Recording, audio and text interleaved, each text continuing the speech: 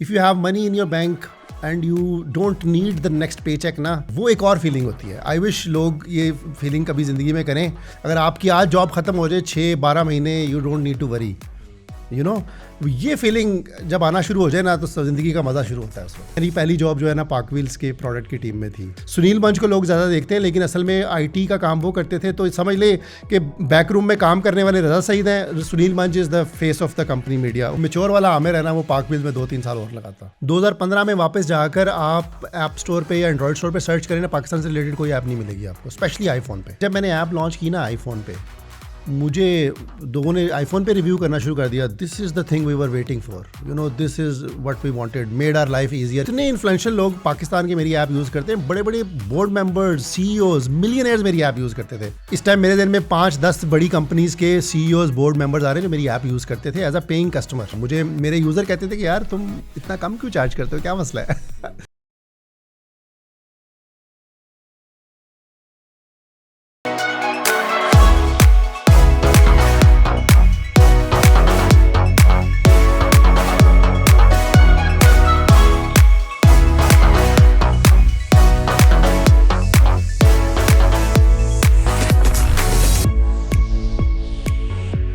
जी अस्सलाम वालेकुम and welcome to another episode of Sarmaya talks.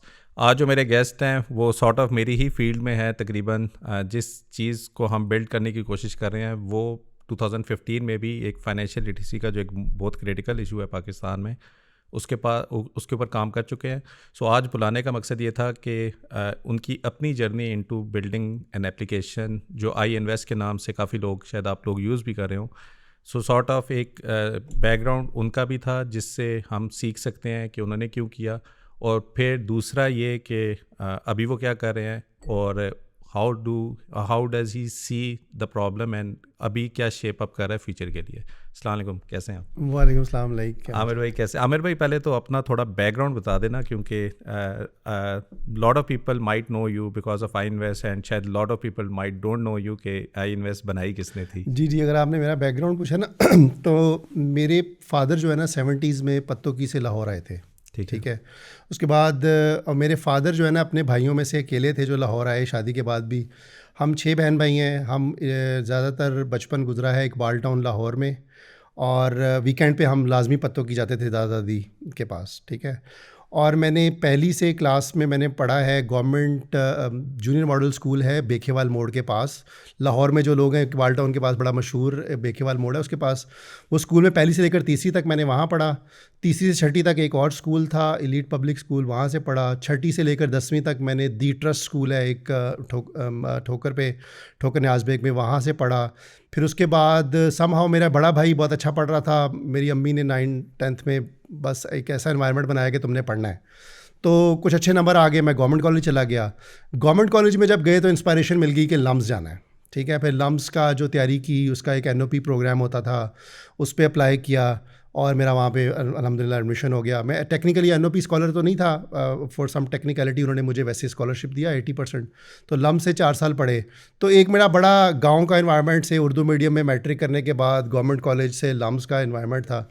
तो लम्स से मैं पढ़ने के बाद फिर मैंने आईटी में जॉब करना शुरू की. 2009 में मैंने ग्रेजुएट किया था. कॉन्फिस जो है जिनकी पार्क व्हील्स है, तो मेरी पहली जॉब जो है ना पार्क व्हील्स के प्रोडक्ट की टीम में थी.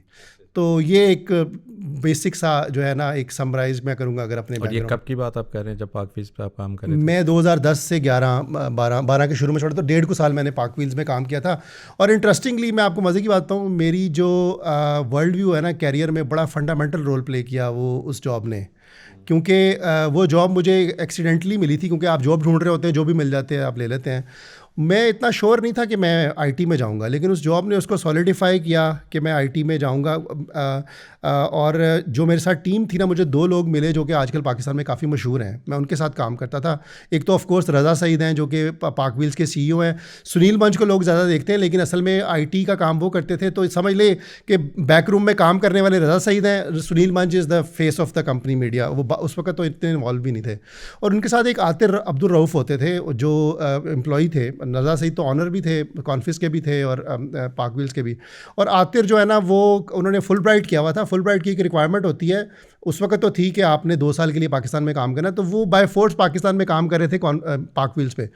ये दोनों उन दिनों ना 2009-10 की बात है, टेक क्रंच के आर्टिकल्स पढ़ते थे, ग्रुपॉन, और ये उबर नया नया वहाँ पर लॉन्च हुआ था, उसकी डिस्कशंस होती थी। और उन्होंने मुझे कहा था कि आप ऑफिस में बैठ के सारा दिन चाहे टेक क्रंच पढ़ें और ये सारा दिन आप डिस्कशन करें। तो बड़ा अच्छा एक मुझे लर्निंग एनवायरनमेंट मिला। आतिर माइक्रोसॉफ्ट उसने MS किया हुआ था, तो वो Aatir is very popular, LinkedIn के टॉप प्रोडक्ट मैनेजर्स में से है। अब आजकल लाहौर में भी टाइम स्पेंड करते हैं वो। लेकिन तो इन दोनों लोगों से मैंने बहुत कुछ सीखा साइलेंटली। मैंने कभी उनको एज सच उनको कभी नहीं मैंने बताया कि यार आप वो एक पिवटल मोमेंट था। तो मैं जब सोचता हूँ ना, कभी एनालाइज करता हूँ कि वो पिवटल मोमेंट्स कहाँ थे जहाँ से इंस्पायरेशन बहुत ज़्यादा आई। तो ये दो लोगों के साथ, स्पेशली रज़ा सईद के साथ भी बहुत इंस्पायरेशन, उसकी कमेंट्स जो है ना हियर एंड देयर, कि थिंकिंग बिग और प्रॉब्लम को सॉल्व कैसे करना है, वो बहुत इन्फ्लुएंशियल रहा मेरे लिए। और आपका रोल क्या था वैसे? तो मैं प्रोडक्ट टीम में, आतिर अब्दुल रऊफ़ जो थे ना वो प्रोडक्ट मैनेजर थे, मैं असिस्टेंट प्रोडक्ट का एसोसिएट या प्रोडक्ट एग्जीक्यूटिव मेरा नाम था, क्योंकि मेरी पहली जॉब थी। 1.5 साल बाद दे वांटेड टू प्रमोट मी, लेकिन ये कि बस फिर मैं आई थिंक मुझे कनाडा में एक अच्छी ऑफ़र थी, तो मैंने वो गलत डिसीजन लिया, जो कि मैं समझता हूँ शायद गलत डिसीजन था, कि मैंने सिर्फ पैसों के लिए डिसीजन किया। लुकिंग बैक उस वक्त पार्क व्हील्स कॉस्ट पे थी। मैं कभी कभी सोचता हूँ कि मैंने अगर पेशेंस किया होता, पार्क व्हील्स में मैं रहता, तो बिकॉज मैं बड़े की एम्प्लॉयज़ में से था, 2 3 4 लोग थे जो की थे, और काफ़ी लोग उससे बहुत कुछ बने, और ये बाद में। And you are working on the park wheels project? या मैं पार्क व्हील्स पे ही काम करता था और किसी चीज़ पे काम उस वक्त जो पार्क व्हील्स का था, इनिशियली तो हमें पता है एक फोरम बेस्ड था, फिर उसके बाद आहिस्ता आहिस्ता उन्होंने लिस्टिंग बेस्ड कर दिया। So what was the basic उस वक्त किस पर्टिकुलर मोड के ऊपर? ये ना 2010 के वक्त ना इन्होंने फोरम के ऊपर एक वेबसाइट बनाई हुई थी, और वेबसाइट पे आप ऐड पब्लिश करते थे, और पब्लिश के बाद अप्रूवल का प्रोसेस था। एक कस्टमर सपोर्ट की टीम में 3 लोग थे, और अप्रूवल के बाद ना आपकी जो प्रीमियम ऐप का वो 1000 रुपया समथिंग चार्ज करते थे। तो ये बिज़नेस मॉडल अभी शुरू हुआ था, ठीक है। उस वक्त हमने थोड़ा सा एक्सपेरिमेंट करना शुरू किया था ऑटो शो से, यानी कि लाहौर में एक आधा शो करवाया था, मीटअप्स करवाए, वो पॉपुलर होना शुरू हो गए। लेकिन मुझे ये पता है कि हमारा उस वक्त एडसेंस का रेवेन्यू ना लाख रुपए से भी कम था। और मैं बल्कि पहला प्रोजेक्ट जिस पे मैंने काम किया था, और आई थिंक मैंने वॉलंटरीली मैंने काम किया था, मैंने उनको कहा वॉलंटरीली, मैंने ऑब्वियसली सैलरी तो मैं ले रहा था, वॉलंटरीली मैंने उनको कहा कि ये काम मैं करता हूँ, कि मुझे लगता है कि आपके एडसेंस के पैसे बहुत कम बन रहे, ज़्यादा बनने चाहिए। मुझे रज़ा सईद और आतिर ने कहा ठीक है, बी आर गेस्ट करो। तो मैंने क्या किया, मैंने गूगल किया बेस्ट प्रैक्टिसेस फॉर एडसेंस, ठीक है ना। वो मुझे बेस्ट प्रैक्टिसेस मिल गई। मैंने देखा हमारी ऐप में वेबसाइट पे कितनी थी तब वैसे? आई थिंक 10-15 हज़ार, मुझे अब रफली याद नहीं है 10, लेकिन बिग थी, like one of the biggest था। हम देखते थे ना उस वक्त एलेक्सा रैंक की होती थी, तो टॉप 10 में पार्क व्हील्स आ जाती थी। तो मैंने जो है ना वो बेस्ट प्रैक्टिसेस एडसेंस की देखी, मैंने इम्प्लीमेंट की, काफ़ी फॉलो नहीं हो रही थी। मुझे याद है पहली दफ़ा ही उसके बाद, रज़ा सईद इसको प्रॉपर तरीके से वेरीफाई कर सकता है, कि पहली दफ़ा ही उसके बाद चेक आया तकरीबन 3-4 लाख रुपए का। और रज़ा सईद ने देखा, उसने मुझे अपने ऑफिस में बुलाया, उसने कहा Aamir good job, good work. तो मुझे बड़ा महसूस हुआ कि अच्छा यार, आप अगर कोई चीज़ सोच के इम्प्लीमेंट करो, तो मुझे बड़ी अप्रिसिएशन मिली उसमें, कि एक सेल्फ, कि यार अच्छा ये तो आप चीज़ों को थोड़ा सा रिसर्च करो। गूगल पे चीज़ें अवेलेबल थी, मैंने कोई साइंस नहीं लगाई, गूगल पे चीज़ें अवेलेबल थी, ब्लॉग्स लोगों ने लिखे हुए हेयर एंड देयर, कि यार जिसने अप्लाई किया कैसे बेस्ट प्रैक्टिसेस क्या हैं। तो इस तरह आई वॉज अप्रिशिएटेड। उसके बाद आई थिंक वो मुझे प्रमोट भी कर रहे थे, मेरा से रेस भी बहुत अच्छा किया। आतिर को उसके बाद जाना था, तो वो बट समहाउ तो बट कहने का मतलब ये है कि ये इस स्टेज पे खड़ी थी पार्क व्हील्स उस वक्त, बाकी चीज़ें बाद में आई हैं। और टीम कितनी बड़ी थी उस वक्त? उस वक्त 3 डेवलपर थे, एक टेस्टर था, 2 प्रोडक्ट के लोग थे, मैं और आतिर। और रज़ा सईद इतनी बड़ी कॉन्फ्रेंस में, उस वक्त 50 एम्प्लॉई थे जब मैंने ज्वाइन किया था, मेरे होते होते 100 एम्प्लॉइज़ हो गए थे। इतनी कंपनी ग्रो कर रही थी, लेकिन रज़ा सईद फिर भी सारा टाइम ऐसे लगता था जैसे पार्क व्हील्स पे स्पेंड कर रहा था। यानी कि वो प्रोडक्ट जो आपको कोई पैसे नहीं दे रही उस वक्त, और रज़ा सईद सुबह शाम उसके बारे में सोचता था, और शाम को भी कभी मैसेज कर दिया, कभी सुबह आया तो आइडियाज़, और हमारे पास बहुत टाइम स्पेंड करता था कि अच्छा कैसे कर रहे हो, ऐसे करते हैं, ये आइडिया ऐसे कर लेते हैं, तो इस तरह के 6 लोग थे उस वक्त। सो आई बिलीव के कॉन्फ्रेंस वाज बेसिकली यूज के वो पार्क व्हील्स के ऊपर फंड कर रहा था, फंड ही कर रहा था एक लिहाज से। तो there was a services company जो कि प्रोडक्ट कंपनी पे बिल्ड में काफ़ी रोल रहे। देखें, रज़ा सईद फ्यूचर का सोच रहा था, रज़ा सईद और सुनील मंच मुझे बाद में पता चला उस वक्त सुनील मंच, मैं 1.5 साल रहा हूँ, मेरे ख्याल में उस 1.5 साल में ऑफिस में सुनील मंच 2-3 दफ़ा आया होगा, दैट वाज हिज। और रज़ा सईद तो एवरी डे, इवन बल्कि वो उधर भी होते थे ना, कैलिफोर्निया बहुत जाते थे, सैन फ्रांसिस्को मीटिंग्स वगैरह पे, यू नो उन दिनों even he once came back, उसने कहा मैं फेसबुक के one of the co founder Moskovitz, I think उनसे मिला हूँ, तस्वीरें भी दिखाई। वो मेरे लिए बड़ा इंस्पायरिंग था कि मैं लाहौर में बैठा हूँ, एक बंदा उठ के गया है फेसबुक के को फाउंडर से मिल के आया और आगे बता रहा है कि मैं उनसे मिला, यू नो, तो बहुत ज़्यादा इंस्पायरेशन थी। फिर कहने का मतलब ये कि दूसरा मैं ये कहता ना कि वो सर्विसेज से प्रोडक्ट, हाँ, तो मैंने भी जो मेरी ऐप रेस कंपनी है ना, मैंने भी वो आइडिया वही चल रहा है, मेरी भी प्रोडक्ट्स भी हैं, सर्विसेज भी हैं, और मैं भी प्रोडक्ट पे ज़्यादा टाइम स्पेंड करता हूँ, like it's like sort of. और व्हाई यू लेफ्ट, अगर आपको, मेरे ख्याल में एनवायरनमेंट से जिस तरह आपकी बातों से लग रहा है यू आर वेरी हैप्पी कि जिस तरह का आप काम कर रहे थे, so how the Canada opportunity came, वो क्यों आपने उस तरह फेल की? देखें, मेरे ख्याल में पैसों के लिए मैंने की थी, बिकॉज एक जो यंग लोग होते हैं ना, मैं अब काफ़ी लोगों में मैं देखता हूँ वो मिस्टेक कर रहे होते हैं, I wish I could go back, लेकिन उस वक्त समझ नहीं आती। आप एक जगह पे जॉब कर रहे हो, आपको उससे 3 गुना की ऑफ़र हो जाती है, व्हाट वुड यू डू, और वो आपको कहते हैं कि आप कनाडा से रिमोटली काम करना है, यू आर फ्री। तो वो एक थी। दूसरा आई थिंक कुछ चीज़, एक आधी चीज़ जो थी मैंने कुछ ऑब्ज़र्व की जो मुझे अच्छी नहीं लगी, तो मैंने sort of you know, but ये कि वो डिसीजन मैं समझता हूँ कि अगर मैं अब वापस जाऊँ ना, अब मैच्योर वाला आमिर है ना, वो पार्कविल में 2-3 साल और लगाता, क्योंकि वो एक ग्रोइंग कंपनी थी काफ़ी। ऑब्वियसली वो जो सेटिस्फेक्शन मुझे मिली थी ना, मैंने काम किया, हमने बहुत सी चीज़ें जो हमने बिल्ड की, बाद में और लोगों ने उसका बेनिफिट उठाया। यानी कि मैं अगर वहाँ तक होता, शुरू में यू नो ये चीज़ें डिस्कस हो रही थी कि हम ऑटो शोज़ किया करेंगे, ये चीज़ें डिस्कस होती थी कि हम पार्ट सेल करेंगे और कार इंस्पेक्शन सर्विस की बातें हम करते थे। वो आइडियाज़ जो बीज हमने हवा में ही उगाए थे, वो किसी ने उसको लगा के नर्चर किया, so it would have been great to sort of see that, और वो मिलता। बट आई थिंक अब जो भी होता है आप बेहतरी के लिए होता है। और आप बेसिकली एक कैनेडियन कंपनी के लिए रिमोटली काम कर रहे थे उस वक्त, from Lahore as well. Lahore, जी। और वो वाला रोल क्या था जो आप कर रहे थे? जी, वो जो था ना, वो थोड़ा सा डिटूर था, लाइक आई सेड ना, कि वो सिर्फ पैसों के लिए एक चीज़ थी। वो एक एडटेक कंपनी थी जो कि मैथ के सॉल्यूशंस बनाती थी और पूरे अमेरिका के सारे हाई स्कूल्स को सेल करती थी, ठीक है। और उन्होंने मुझे शुरू में यू नो उन्होंने मुझे देखा, मेरा मैथ में अंडरग्रेड है लम से, और कंप्यूटर साइंस के भी काफ़ी कोर्सेज हैं, तो मैं आई was very good at high school level का मैथ जो है ना। तो उन्होंने मुझे शुरू से ही कहा कि आप ना पाकिस्तान में हमारे लिए टीम बनाएं, ठीक है। और बिज़नेस मॉडल मुझे समझ आ गया। मेरा एक फ्रेंड था, उसने मुझे कहा यार तुम लम्स के स्टूडेंट्स जो है ना, दे आर वेरी गुड, ये तो बाकी काफ़ी यूनिवर्सिटीज़ के ग्रेजुएट से भी बहुत अच्छा परफॉर्म करते हैं, इनको तुम ना पार्ट टाइम इनको काम दो, 10 लोगों को काम दो, तो ऐसे लगेगा जैसे 2 लोग फुल टाइम काम कर रहे हैं। तो मैंने उनसे पार्ट टाइम काम करवाया, 10-12 लोगों की टीम थी, 7-8 लोगों की टीम थी डिफरेंट टाइम पे।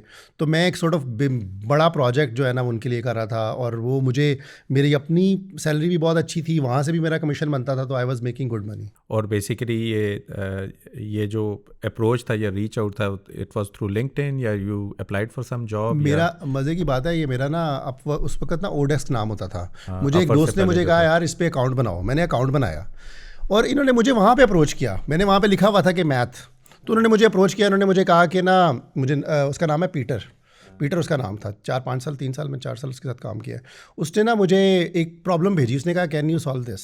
मैंने सॉल्व करके I think with in 24 hours को सेंड कर दी। तो उसने मुझे कहा कि अच्छा can you work with us, ठीक है, दिस इज हाउ ऑफर केम। उसको अब उस वक्त ओडेस्क था, अब उसका नाम अपवर्क है। ठीक है।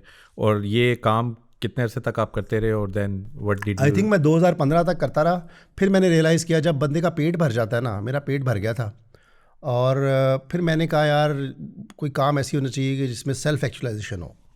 मज़ा नहीं आ रहा, ये तो किसी के लिए मैं और काम कर रहा हूँ और ना मेरी प्रोडक्ट है ना मुझे सेटिस्फेक्शन है, यू नो। एक उस वक्त फिर मैंने ना रियलाइज़ किया कि मुझे ना ज़रूरत है, अशद ज़रूरत है अपना काम करने की, जिसमें सेल्फ एक्चुअलाइजेशन हो, you are in control of your time and you know. और मैं समझ रहा था कि मेरी इतनी ट्रेनिंग होगी कि मैं रेडी हूँ, क्योंकि मैंने कनाडा के काम के लिए 7-8 लोगों की टीम मैंने रन कर ली हुई थी, यू नो। उनके कैश फ्लो और वो एक काम करवाना कि क्या साइंस होती है, यू नो। ये पूरी एक स्किल है जो आपको सीखनी पड़ती है। तो मैंने बड़े कम्प्लेक्स प्रोजेक्ट्स को डिलीवर करना भी सीख लिया था, टीमों लोगों से काम करवाना भी उस लेवल तक सीख लिया था। Obviously later on I found out I was very wrong, there is lot to learn every year, but I think मैंने फिर उस वक्त टाइमिंग वाज राइट। मेरा वो यू नो एक मेरा एवरीथिंग वाज टेलिंग मी कि यार मुझे अब अपना काम करना है, मेरा टेम्परामेंट, यू नो। और उसी से ही फिर ये आई इन्वेस्ट आई और स्टॉक मार्केट में मैंने इन्वेस्ट करना शुरू किया था।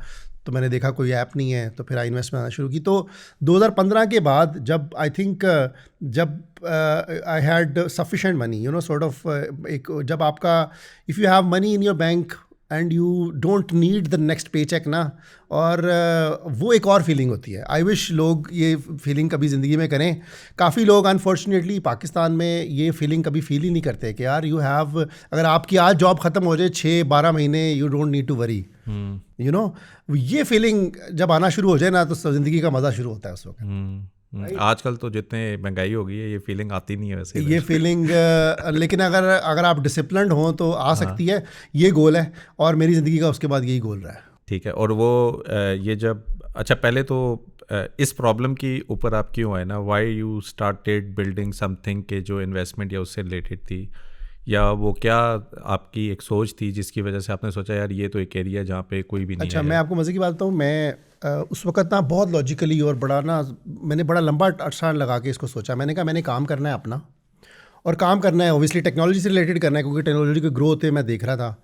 और मैं कह रहा था कि कोई ऐसा एरिया मैं पकड़ूं जो कि अभी नया नया स्टार्ट हो रहा हो। ठीक है। सो आई केप्ट लुकिंग अराउंड कि क्या क्या मैं कर सकता हूँ। ठीक है। उसी दौरान ना मुझे याद है मैं गाड़ी में था, तो मुझे रेडियो में ना ऐड आया कि अमरेली स्टील का IPO हो रहा है। ठीक है। और आप हबीब बैंक की ब्रांच में जाएं और वहाँ जाके आप IPO के लिए फ़ाइल कर दें। मेरे ज़हन में आइडिया है यार, पैसे पड़े हैं, मैं ख़रीद लेता हूँ। मैं अब मेरा हबीब बैंक में अकाउंट भी था, मैं वहाँ गया, मैंने कहा ये अमरेली का कोई IPO हो रहा है। कहते जी ये फॉर्म है, आप फिल कर दें। मैंने वो 51 रुपये का IPO हुआ था, मैंने 2000 शेयर्स का ना फॉर्म फिल कर दिया, साथ 1,02,000 रुपये का या उनको चेक दे दिया या उनको कह दिया मेरे अकाउंट से काट लें। वो हुआ ये कि वो 2,00,000 की एप्लीकेशन मेरी, वो 2,000 शेयर मुझे मिल गए। तो जैसे ही मुझे शेयर मिले ना, मुझे बड़ी ना एक एक्साइटमेंट सी हो कि अच्छा यार मुझे 2,000 शेयर मिल गए हैं। वो मेरे घर उन्होंने भेज दिए शेयर उस वक्त फिजिकल फॉर्म में, 500 के 4 भेजे। अब वो पहले दिन जब उसकी ट्रेडिंग हुई ना, तो अब मुझे पता नहीं था, मैं PSX की वेबसाइट ढूंढूं, मेरे पास मोबाइल था, टच फ़ोन था, तो मैं ना, मुझे पता चला कि जिस दिन पहले दिन ट्रेडिंग होनी थी, मैं बड़ा एक्साइटेड था। मैं सुबह उठा, मैंने गूगल पे सर्च की, PSX की वेबसाइट आई, वहाँ पे मैंने उसका ना अमरेली की प्राइस देखी और उसको जूम करके ना वेबसाइट को प्राइस देखी ना, तो अपर लॉक। मैंने कहा 5% एक दिन में, यार ये क्या चीज़ है। 5% मेरा अपर लॉक हो गया। फिर मुझे लगा यार ये जो अपर लॉक हो रहा है ना, हो सकता है आगे कितने लगने हैं। मैंने थोड़ा बहुत पढ़ना शुरू, मुझे लगा यार 2-3 अपर लॉक तो लगेंगे। मैंने कहा भी नहीं बेचना। उसके बाद अगला अपर लॉक, दूसरा, 2-3 अपर लॉक लगे, if I remember correctly, multiple upper lock लगे थे। उसके बाद एक दिन वो अपर लॉक लगना रुक गया। फिर मैंने फिर उसके बाद ना थोड़ा सा नीचे आया, फिर ऐसे ऐसे होता रहा। मेरे पास फिजिकल शेयर थे, मैं उसको सेल नहीं कर सकता था। पहले मुझे कन्वर्ट करवाना था। कन्वर्ट करने का तरीका ये कि आप वो किसी ब्रोकर को जमा करा के अकाउंट खोलें। तो मैंने फिर AKD में अकाउंट खोला। फिर मैंने कहा यार काम ही बड़ा मज़े का है यार, ये मैंने 25% बना लिया, तकरीबन 20-25%। I could be little wrong, but मुझे जो याद आ रहा है 20-25%। यार मैंने ये पैसे मेरे बैंक में वैसे पड़े रहते हैं, मैंने 20-25% एक हफ्ते में बना लिया। There is something here. मैंने कहा यार ये चीज़ मुझे खींच रही थी कि यार इसको समझो, इसको सोचो। क्योंकि जब मैं यूनिवर्सिटी में था ना, तो हमारा एक दोस्त था बिलाल अहमद, आई थिंक वो कराची से, डेफिनेटली कराची से था, लेकिन मेरे ख्याल में मेमन था, हाँ, बल्कि बिलाल मेमन ही हम उसको कहते थे। वो स्टॉक में इन्वेस्टमेंट करता था, मुशर्रफ का दौर था, और एक दिन उसने इतने पैसे कमाए, उसने कहा यार आज मैं सबको दावत दे रहा हूँ, सबको खाना मेरी तरफ से, मैंने बड़े पैसे कमाए हैं। मुझे डिटेल्स याद नहीं है, खैर उसने हमें खाना भी खिलाया था। तो वो मेरे दिल में वो भी चीज़ें क्लिक कर रही थी, और मैंने ओबियसली पढ़ते तो थे चीज़ों को। तो मैंने फिर उसके बाद AKD में अकाउंट खुलाया। फिर मैंने दोनों चीज़ों को कनेक्ट किया कि I am looking for an area to अपने एंटरप्रेन्योरशिप स्टार्ट करने के लिए। जॉब वगैरह करने से मैं थक गया था, तो और ऊपर से मुझे अपॉर्चुनिटी नज़र आई स्टॉक्स में, और स्टॉक्स में मैंने देख लिया कि डेली मैं वो जूम करके प्राइस देख रहा था ना, मज़ा नहीं आ रहा था। और AKD की जो ऐप थी बहुत गंदी थी। ठीक है, अभी भी तकरीबन वैसी है, 7-8 साल बाद इतने हालात नहीं बदले। ठीक है, अभी भी उनकी ऐप शट डाउन होती है, इश्यूज़ होते हैं। Nothing to say about AKD, बहुत अच्छा अदारा है, लेकिन ये सब ब्रोकर्स की ऐप्स में ये मसला है। ये वो ओपन नॉलेज है, को मैं नई बात नहीं बता रहा। तो खैर वहाँ से फिर मैंने कनेक्ट किया कि मैं यार इसकी ऐप अगर बनाऊँ, जैसे मुझे ज़रूरत है, मेरी अपनी ये प्रॉब्लम है, मैं सॉल्व करूँगा, तो आई अज्यूम्ड कि हज़ारों लोगों की और भी प्रॉब्लम होगी, and I was right about that. तो मैंने उसकी ऐप बनाई। मैंने ना एंड्रॉयड स्टोर पे सर्च की, उस वक्त इन्वेस्टिफाई थी एंड्रॉयड पे। मेरे पास आईफोन था, या मैंने आईफोन इसी के लिए लिया। खैर मैंने आईफोन पे सर्च किया ना, तो आईफोन पे इन्वेस्टिफाई वाले ने अपलोड नहीं की हुई थी। तो मैंने कहा अगर मैंने बनानी है ना, तो मैं पहले आईफोन की बनाऊँगा, क्योंकि मुझे इतनी अंडरस्टैंडिंग थी कि यार रिच लोगों के पास आईफोन होता है और मेरे फिर प्रीमियम कस्टमर होंगे, तो वही मैंने किया आईफोन के लिए पहले आप बनाई पहले मैंने बनवाई। जब मैंने बनवाई उसका एक्सपेंस इतना बढ़ता गया ना, तो मैंने रियलाइज़ किया कि नहीं यार ये मुझे खुद बनानी पड़ेगी। फिर मैंने प्रोग्रामिंग सीखी, प्रोग्रामिंग के कोर्सेज़ किए यूडेमी से, क्योंकि मैं बड़ा कमिटमेंट के साथ बड़ा फोकस, मैं दुनिया में मैं एक ही काम कर रहा था 2000 उस वक्त ना, मेरा I can be very focused on one thing अगर मैं कर रहा हूँ। जो कनाडा की जॉब थी that was not development job. नहीं, वो डेवलपमेंट जॉब नहीं थी, वो उनकी डेवलपमेंट में मैं उनको कहता था कि वो उनकी डेवलपमेंट का डिपार्टमेंट पूरा था, उनको मेरी वहाँ पे हेल्प की जरूरत थी। वो मुझे कह रहे थे उसका कंटेंट मैं बना रहा था, उनका मैथ का मैं कंटेंट बना रहा था। कंटेंट मैथ का बनाती है, ठीक है। और मेरी हमेशा कोशिश ये रही, मैं हमेशा से यही था कि यार कभी मुझे वो ना टेक में भी मुझे इन्वॉल्व करें। मैंने उनको बहुत दफ़ा कहा, उन्होंने मुझे टेक में नहीं रखा क्योंकि टेक की उनके पास ज़रूरत पूरी थी, उनको ज़रूरत थी मेरे मैथ की स्किल की। तो समहाउ लेकिन मैंने उनकी टीम में इन्वॉल्व था, तो मैंने एडटेक को अर्ली डेज़ में मैंने ऑपरेट होते देखा उसको। हमने हमारी टीम में ही लोग थे, हेली थी और लोग थे। कनाडा में मैंने अपनी प्रोडक्ट को कनाडा के हाई स्कूल डिस्ट्रिक्ट्स में डिप्लॉय होते हुए देखा। वहाँ पे अभी भी किताबें होंगी जहाँ पे वो किताब के ऊपर मेरा नाम लिखा होता है, अमंग लाइक 20-25 कंट्रीब्यूटर्स का नाम लिखा होता है। और मैंने वो किताबें देखी, मेरे पास पढ़ी हुई हैं, एक PDF में पढ़ी हुई हैं जिसके ऊपर पिक्चर्स भी, उसके ऊपर लिखा होता है आमिर सिद्दीक। तो दे वर वेरी नाइस कि उन्होंने मेरा, अभी तक उनकी वेबसाइट पर मेरी तस्वीर लगी हुई है। तो बेसिकली फिर जब आपने खुद सीखा, वो इसीलिए सीखा कि कॉस्ट ज़्यादा बन रही थी प्रोडक्ट। एब्सोल्युटली। और बेसिकली वो ये जो पूरा एक्सपीरियंस था बनाने का, वो किस टेक्नोलॉजी स्टैक किस तरह आपने काम किया? अच्छा, शुरू में ना मैंने स्विफ्ट उस वक्त नहीं आई थी, तो मुझे सामा वो पता था। और मेरे ख्याल में अभी भी मैं इसी चीज़ पे बिलीव करता हूँ, जो चीज़ नहीं आई है ना उसको आप करोगे आपको एडवांटेज मिलता है। उस वक्त ना ये ज़हन में रखें कि आईफोन आया 2007 में, और हमारे पाकिस्तान में 3G 4G आया 2014, 15, 16 में। पर लोग भूल जाते हैं, लोग समझते हैं ऐसी ही दुनिया थी। अभी 8 साल पहले ऐसा नहीं था। आप वीडियो, यूट्यूब की वीडियो आप अपने मोबाइल पर रन नहीं कर सकते थे मोबाइल डाटा से, ठीक है। 2000 आईफोन 2007 में आया पाकिस्तान में आम लोगों को आते हुए ना, मैंने 2000 आई थिंक 14-15 में ख़रीदा है, यानी कि उस वक्त भी लोगों के पास नहीं था। तो उस वक्त ना पहले इनकी C# लैंग्वेज थी। एप्पल ने ना नई स्विफ्ट लॉन्च की थी, जो कि C# के ऊपर ही एक रैपर था, लेकिन उसका सिंटैक्स बहुत आसान था। वो स्विफ्ट नई आई थी, यूट्यूब पे बहुत मटेरियल मिलता था। मैंने वो स्विफ्ट भी सीखी और उसके कोर्सेज भी थे। स्विफ्ट सीख के मैंने आईफोन पे बना दी। जब मैंने आईफोन पे बना दी ना, यूज़र मेरे 1-2 हज़ार थे, तो मैंने कहा यार एंड्रॉयड पे यूज़र ज़्यादा है, अब एंड्रॉयड की बनाते हैं, ठीक है। तो मैंने एंड्रॉयड की बनाने के लिए एंड्रॉयड की नेटिव लैंग्वेज सीखी, पहले जावा सीखी, फिर कॉटलिन सीखी। असल में मैंने उसको कॉटलिन में बनाया। फिर जब मैंने वो बना ली, फिर obviously every solution brings it's on problems. जब मैंने 2 कोड बेसिस पे काम करना शुरू किया, मैं क्या करता था, एक फीचर पहले मैं स्विफ्ट में कोड करता था, उसको बंद करके लॉन्च करता था, फिर मैं खोल लेता था कॉटलिन में करता था। मुझे स्विफ्ट ज़्यादा पसंद थी, स्विफ्ट में प्रॉब्लम पहले सॉल्व करता था। कॉटलिन को मैंने फिर क्या किया, कॉटलिन के लिए एक बंदा मैंने हायर किया, उसका नाम था ज़ीशान। उसको, मैं एक कोवर्किंग स्पेस में जाता था लाहौर में, वो एंड्रॉयड का डेवलपर था, वो मेरी हेल्प भी करता था जब मैं कॉटलिन में स्टक होता था। मैंने कहा यार तुम मेरी, why don't you work with me for पे। तो उसने कहा ठीक है।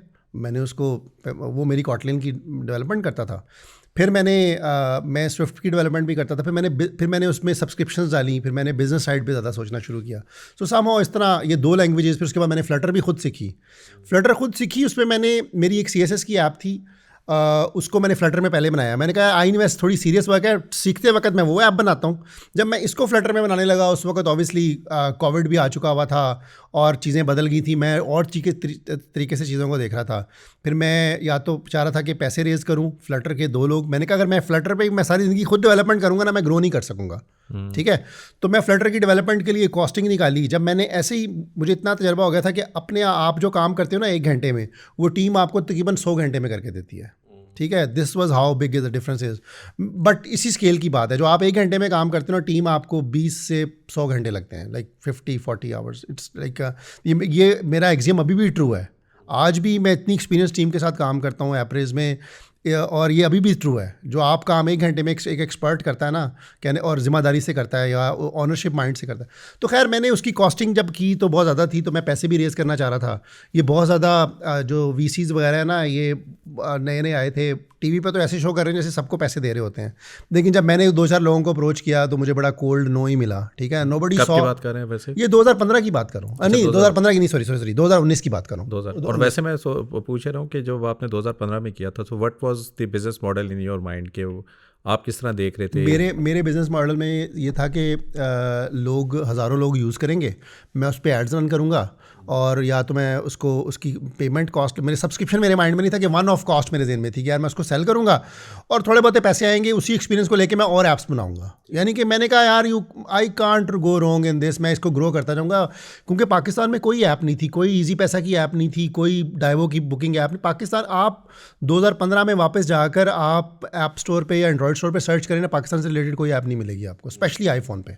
और जब आप ये डेवलपमेंट स्टार्ट कर रहे थे तो ये स्टेटिस्टिक्स वगैरह आपको पता थे कि कितने लोग पाकिस्तान में इन्वेस्ट कर रहे हैं, कितनी यूजेज क्या है, क्या हिसाब था? नहीं, मुझे इतना नहीं पता था, लेकिन इतना पता था कि बहुत कम थे, क्योंकि मेरे इर्द गिर्द मेरे नेटवर्क में मैं अकेला ही था। आज ये बात ट्रू नहीं है, अब तो मेरा नेटवर्क, जारी बात है, मेरे फ्रेंड्स एंड फैमिली भी करना शुरू हो गए, अब तो लगता है काफ़ी ज़्यादा। उस वक्त तो मैं एक लोन वॉरियर था ना, कोई बंदा इन्वेस्ट ही नहीं करता था। और जब ब्रोकर्स वगैरह से बात होती थी तो उनके थ्रू पता चलता था, वो भी लोग सट्टा करते थे, राइट। वो उस तरफ भी हम आएंगे, लेकिन बट कहने का मतलब ये कि उस वक्त स्टॉक मार्केट में, लेकिन ये बात ट्रू है कि वो, आप बैकग्राउंड याद रखें, नवाज शरीफ की गवर्नमेंट की वो थी, और उस वक्त भी मार्केट पीक कर रही थी। मार्केट 15,000 से उठी थी और जाके 53,000 पे जाके वो बस्ट हुई थी। तो वो डेली हाई बना रही थी, वो बैकग्राउंड में न्यूज़ चल रही थी कि high, daily high, daily high, daily high. उस तरह का पीरियड अभी तक हमने नहीं देखा, ठीक है। सो वो एक बैकग्राउंड में था, लेकिन फिर भी लोग इतना ज़्यादा नहीं कर रहे थे, आ रहे थे। दिस टाइम इट्स डिफरेंट कि बहुत ज़्यादा मार्केट में एक्टिविटी हो रही है और लोग अकाउंट खोल रहे हैं। उस वक्त एक बहुत सन्नाटा था, या मेरे इर्द गिर्द मुझे महसूस नहीं होता था। मैं लाहौर से हूँ, ऑब्वियसली मैं कराची में भी रहा हूँ। कराची में आपको बज़ नज़र आता है, लोग इर्द गिर्द आपको नज़र आता है कि शायद लोग इन्वेस्टमेंट कर रहे हैं, यू नो। और आपका एक्सपीरियंस कैसा रहा? यानी for example when you launch the app, और जिस तरह लोगों का था, और आपको फीडबैक वगैरह किस तरह का मिलता रहा? बहुत अच्छा। मैंने पिछले दिनों भी एक जगह पर जिक्र किया है कि जब मैंने ऐप लॉन्च की ना आईफोन पे, मुझे लोगों ने आईफोन पे रिव्यू करना शुरू कर दिया, this is the thing we were waiting for, you know, this is what we wanted, made our life easier. ये पहले 2-3 रिव्यूज़ थे। और मुझे पर्टिकुलरली याद है कि एक दिन एक बंदे ने, मैंने उसके ऊपर अपना ना ईमेल एड्रेस लिखा हुआ था, iinvest.app@gmail.com। एक दिन ना पहले हफ्ते या दूसरे हफ्ते में ना एक बंदे ने मुझे ईमेल की, उसका नाम था इमरान हफीज़, मुझे आज तक याद है, वो मेरा दोस्त है, कतर से है वो। उसने मुझे ईमेल की, यार what an app you have made. उसने इतनी मेरी ना अच्छी तारीफ़ की कि यार यही ऐप हमें चाहिए थी, बहुत अच्छा काम किया, ठीक है। तो वो मेरी पहली और बड़ी मोटिवेशन थी। यानी कि आप कह रहे हैं ना कि पैसों के अलावा मैं तो फिर इस तरह की, ये तो एक it was kind of drug कि आपने एक चीज़ बनाई है, लोगों की वो ज़रूरत पूरी कर रही है। तो मैं तो उसको भी देख रहा था और मैं कह रहा था कि लोगों की ज़रूरत पूरी कर रही है ना। और ये ज़्यादातर वेल्दी लोग थे आईफोन में, कोई कतर में बैठा है, कोई दुबई में बैठा है, कुछ आपके प्लेटफॉर्म में मैं लोगों को देख चुका हूँ। जैसे फॉर एग्जांपल डॉक्टर मसूद साहब मेरी ऐप के पेइंग कस्टमर थे, और ही वॉज़ वेरी नाइस। उनको सीखने का बहुत शौक था। कहने का मतलब ये कि ये सब लोग थे। मैंने कहा यार इतने इन्फ्लुएंशियल लोग पाकिस्तान के मेरी ऐप यूज़ करते हैं, बड़े बड़े बोर्ड मेंबर्स, CEOs, मिलियनेयर्स मेरी ऐप यूज़ करते थे। मैं ऑब्वियसली इस टाइम मेरे दिन में 5-10 बड़ी कंपनीज़ के CEOs, बोर्ड मेंबर्स आ रहे हैं जो मेरी ऐप यूज़ करते थे एज अ पेइंग कस्टमर। और कस्टमर सपोर्ट में ऑब्वियसली मेरा व्हाट्सएप का नंबर था, मुझे कभी कभी बातचीत भी होती थी। कईयों ने मुझे डिनर वगैरह के लिए या लंच पे भी इनवाइट भी किया। तो ये मेरी एक, समझ लें कि एक सबसे ज़्यादा तो टेक अवे मेरा इसमें ये था। और ये जब आपने ऐप बनाई तो after how many months you decided कि आप इसको मोनेटाइज करने का टाइम आ गया है? मेरे ख्याल में मैंने गूगल एड्स वगैरह पहले से डाल दिए थे? मैंने इंतज़ार नहीं किया, वो मेचोरी से गलतियाँ। अब मेरी काफ़ी ऐप्स में गूगल ऐड होती नहीं है, मेरी मेचोरी समझ लें मैंने गूगल ऐड डाल दी है। लेकिन जब मैंने महीना ही हुआ ना तो गूगल ऐड पे सिर्फ महीने में $4-5 अर्निंग बनती थी। मैंने उस पर बहुत सोचा, मैंने कहा अच्छा यार 1,000 यूज़र पे तो इतनी अर्निंग नहीं बनती। You know that was a realization at that time. Obviously बहुत सी चीज़ें ज़िंदगी में जो आप तजर्बे से सीखते हैं या किसी को करते देख के सीखते हैं, राइट। आपको इल्हामी नॉलेज कोई नहीं होता, राइट। आप कहीं से पढ़ते हैं, कोई गाइड करता है आपको, या आप खुद एक्सपीरियंस करते हैं, राइट। तो मुझे पता चला, मैं क्या यार ये ऐड से तो मैक्सिमम हमारा ऐड का ना $100 बनना शुरू हुआ था काफ़ी साल, 1.5 साल बाद $100 किसी मंथ में बनाओ।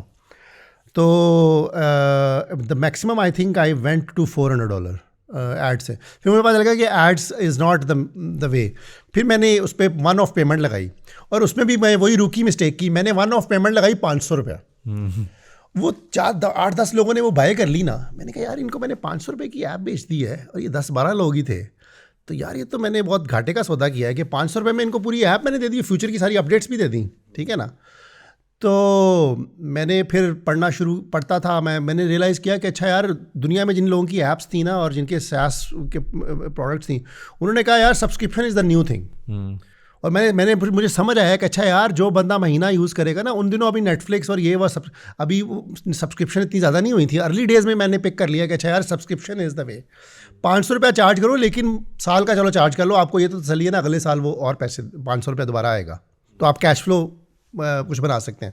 ऑब्वियसली फिर मैंने 500 से प्राइस बढ़ाता गया 3000 तक मैं ले आया प्राइस को, और मेरा प्लान था इसको और बढ़ाने का। मेरे यूज़र कहते थे कि यार तुम इतना कम क्यों चार्ज करते हो, क्या मसला है? मुझे मसूद साहब ने भी मुझे कहा, कहते यार आमिर तुम 1000 रुपया भी मुझसे महीने का चार्ज करो, इससे ज़्यादा चार्ज करो। देखो वो इन्वेस्टर लाउंज इतना ज़्यादा चार्ज करता है, वो देता, मैं प्रोडक्ट तुम्हारी यूज़ करता हूँ, लेकिन तुम ऐप में ये चीज़ें डालो, इसको और बेहतर करो, लेकिन पैसे जितने मर्जी चार्ज करो। तो मुझे समझ आ रही थी कि यार मैं बड़ी अच्छी फील्ड में हूँ, मेरा रेवेन्यू ग्रो ही करेगा। और वही हुआ कि मैंने कोई क्वार्टर ऐसा नहीं देखा जहाँ मेरी ग्रोथ नहीं हुई। ठीक है। और ये जब आप ये कर रहे थे, जब वो आ रही थी, तो it was covering all your cost as well? No, इसमें डिफरेंट तरह की एंगल्स हैं। एक तो ये कि मैंने मेरी जो सेविंग्स वगैरह थी ना कनाडा की जॉब से, वो बहुत जल्दी ख़त्म हो गई। आई थिंक 6 महीने उस दौरान हाँ, वो मेरी शादी भी उन दिनों हुई। मैंने वर्स्ट टाइम पे शादी, यानी कि शादी, खैर ऑब्वियसली शादी और ये मैंने ये ना एंटरप्रेन्योरशिप जर्नी, ये एक टाइम पे मैंने शुरू किया। मुझे बाद में रियलाइज़ हुआ कि यार ये मैंने क्या किया है, क्योंकि उसका ना ऑब्वियसली मेरी फैमिली ने उसको बहुत ज़्यादा वो एक इशू सा था, इन द सेंस के कि इसकी शादी हुई है और ये बंदा जो है ना, ये तो एंटरप्रेन्योरशिप जर्नी पे चल गया। मेरी वाइफ जो है ना, वो मेरे साथ 100% मेरे साथ ऑन पेज नहीं थी, ठीक है।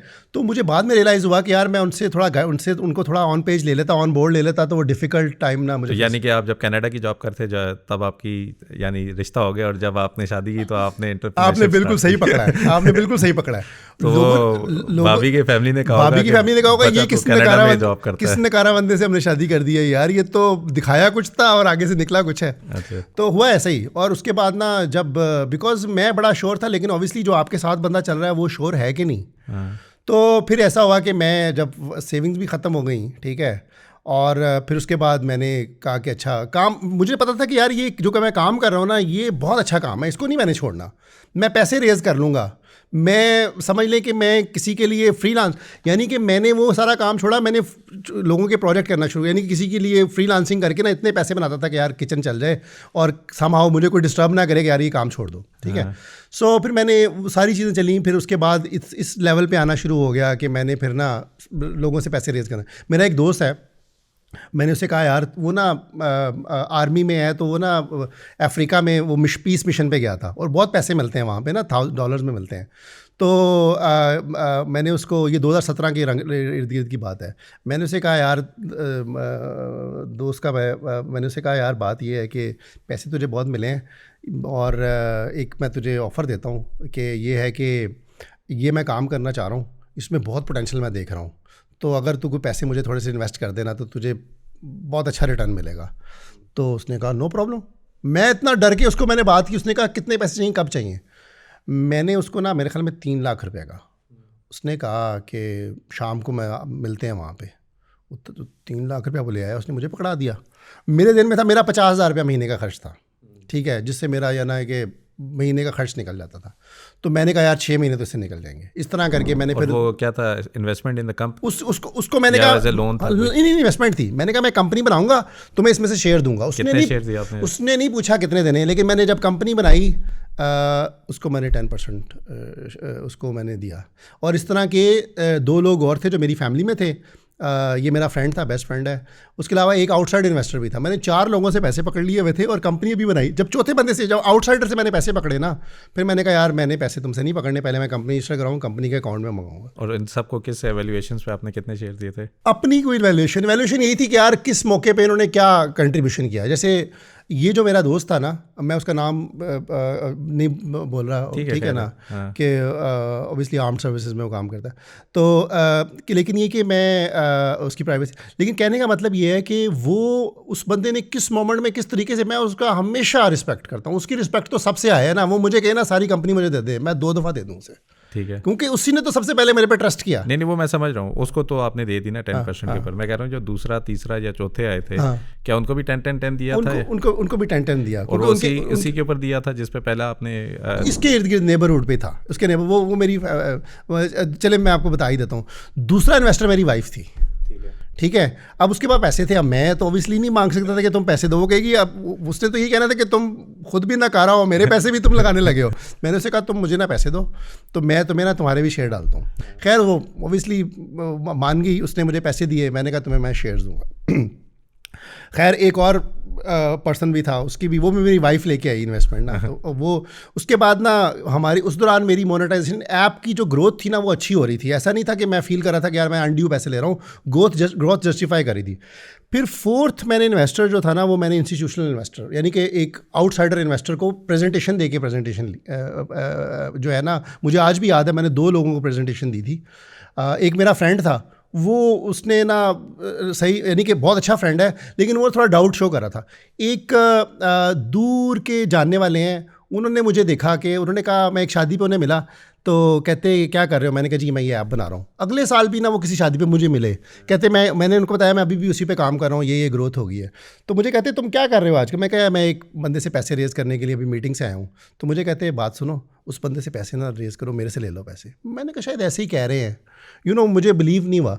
तो मैंने उनको कहा कि देख लें, आपने प्रोडक्ट मेरी देखी है। कहते नहीं, जिस पैशन से तुम बात कर रहे हो ना, बस मेरी सिक्स सेंस कह रही है मैंने तुम्हें पैसे देने हैं। तो खैर मैंने कहा ठीक है। वो चले गए, कराची रहते थे, वो लाहौर आए हुए थे, तो कराची चले गए और कोई अता पता नहीं उनका। उसके बाद ना तो मैंने कहा पता नहीं क्या, खैर 1 महीने बाद उनकी कॉल आई, कहते आमिर पैसे अरेंज हो गए हैं, बताओ बैंक अकाउंट बताओ कहाँ पैसे भेजने हैं। मैंने कहा अच्छा। खैर फिर मैंने उनको कहा कि अभी आप ना थोड़े से पैसे मैंने उनसे मंगवाए और मैंने कहा मैं कंपनी रजिस्टर करवा लूँ, मेरे पे बोझ। वो कितने आपने उस वक्त भी लिए थे वो फोर्थ फंड से? उनसे मैंने 10 लाख रुपए लिया था। For what 10%? ये है अप्रैल 2019। हाँ, अप्रैल 2019। सो बेसिकली मैंने उस वक्त तक मैंने डिसाइड कर लिया था। मैंने कहा था अब ऐसा है कि मैंने इतने लोगों से पैसे पकड़े हैं और आपसे मैंने 10 लाख रुपया लेना है, और मैं ना ये 4 लोगों को ना 10% दूंगा, 60% मेरे पास रह जाएंगे। ये थी डील। सो बेसिकली और बाकी मेरे वैसे रिश्तेदारों ने और मेरे जो दोस्त ने कभी नहीं पूछा कि मुझे कितने % दोगे, उनको मैंने जो दे दिया वो सही है। तो सो आपने, अगर मैं वैसे देखूँ, जब 2019 में कंपनी बनाई थी तो 100% में तो 40% डाइल्यूटेड था एक लिहाज से, और उस पर आपने तकरीबन 19 लाख रुपया रेज किया था। जी 19 के करीब, 19-20, और मैं अपने भी 20-25 लगा चुका हूँ। और वैसे उस वक्त अगर मैं 2019 में वैसे पूछूं कि कितना आपका बर्न रेट था या क्या आपके रेवेन्यू? उस वक्त मेरा रेवेन्यू जो था ना, मैंने अपना टारगेट बहुत देर तक ना, पहले 3-4 साल मैंने टारगेट रखा था कि मेरा बजट 50,000 रुपया होगा महीने का।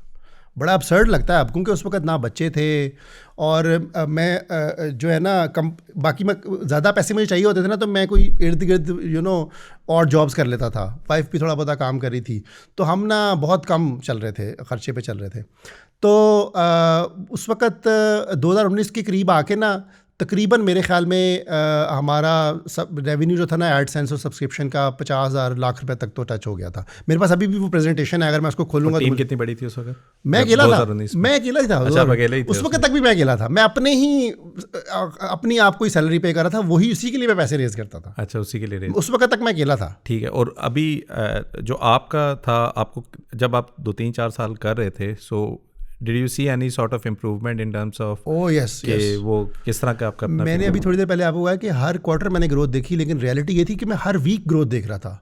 यूजर्स में ग्रोथ, यूज़र्स के टाइम स्पेंट में ग्रोथ, उनके फीडबैक में ग्रोथ, मेरी रेटिंग्स, मेरी 4.7 रेटिंग थी आईफोन पे भी और एंड्रॉयड पे भी, जो कि एक रेयर चीज़ है। मेरी अभी भी काफ़ी ऐप्स हैं, ऐप मेरी 4.7, हम काम अच्छा करने की कोशिश करते हैं।